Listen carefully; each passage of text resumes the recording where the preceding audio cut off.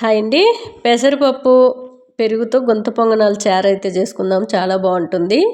ఒక గంట పెసరపప్పు శుభ్రంగా కడిగి నానబెట్టుకోవాలి. గడ్డ పెరుగు వేసుకోండి, ఎక్కువ చారు అనేది వస్తుంది. మీకు నువ్వులు ఇష్టం ఉంటే వేసుకోండి, లేకుంటే ఒట్టి పెరుగుతో కూడా చేసుకోవచ్చు. నువ్వులు వేస్తే టేస్ట్ బాగుంటుంది, చిక్కగా ఉంటుంది.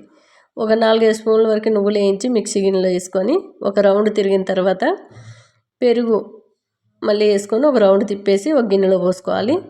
ఈ పెరుగు అయితే మాకు సరిపోదని ఇంకొక కప్పుడు పెరుగు తీసుకుంటున్నాను. మీకు ఎంత చారు కావాలనేది మీరు పెరుగుని బట్టి వేసుకోండి. చాలా టేస్ట్గా ఉంటుంది. మనం పెరుగు గుంత పొంగనాలు వేసుకున్న తర్వాత టేస్ట్గా జ్యూసీగా చాలా బాగుంటుంది.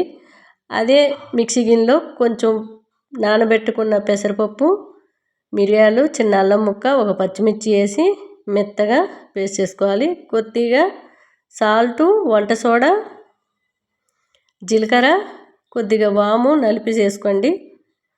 టేస్ట్ చాలా బాగుంటుంది. కడుపు ఉబ్బరంగా ఉండదు. పెసరపప్పు అయినా శనగపప్పు అయినా మనం వాము అనేది కాస్త ఎక్కువ వేస్తే ఎన్ని తిన్నే హాయిగా ఉంటుంది. స్టవ్ పైన గుంత పొంగనాలు ప్లేట్ పెట్టుకొని కొద్దిగా ఆయిల్ వేసుకొని ఈ రుబ్బు పెట్టుకున్న పెసరపప్పు వేసుకొని ఉల్టా పల్టా చేసి మూత పెట్టుకొని వేపుకోవాలి. మనకి దోశల పిండి మాదిరిగా అవి రుబ్బుకుంటే సరిపోతుంది. మరీ టైట్గా రుబ్బేసినాం అనుకోండి, లోపట అంత కుక్ అవ్వదు. మనం ఎందుకంటే వంట సోడా వేసాం కాబట్టి గుల్లగా వస్తాయి ఇట్లా పలచగా పోసిన వల్ల.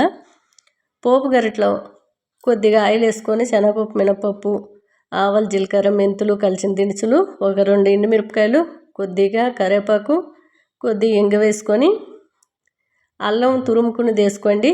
చాలా బాగుంటుంది. స్టవ్ బంద్ చేసి కింద దించిన తర్వాత కొద్దిగా పసుపు మీకు ఇష్టం ఉంటే వేసుకోండి, లేకుంటే అవసరం లేదు.